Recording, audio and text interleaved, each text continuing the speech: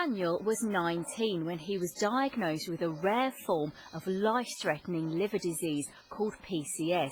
He had to have a biopsy. You go in a room with an ultrasound scan and a couple of people around you. They mark where they want to go to get the part of the liver. They insert a big needle inside whilst using an ultrasound, and then they grab the liver, and then that's the worst bit, is when they tear a section of the liver off, and that's not a nice experience at all.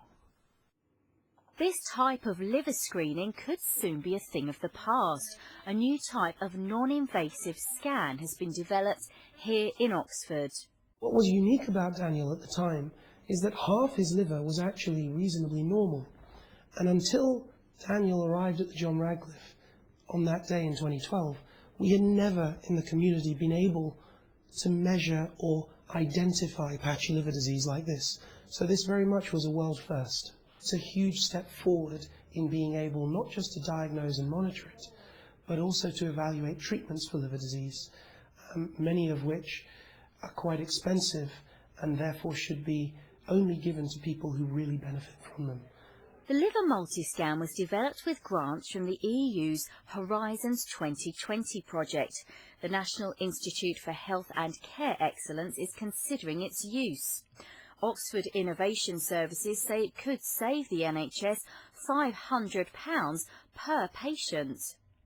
Definitely is going to be beneficial to the NHS because it will remove some of the processes from the screening. For instance, we won't need the person with the needle anymore. This will be basically be replaced with the magnetic resonance sort of picture, if I can put it this way. So yeah, less processes, definitely cheaper. With up to 20% of the UK population affected by liver disease, it could save the NHS millions, as well as changing the way liver disease is diagnosed worldwide. Angela Walker, BBC South Today.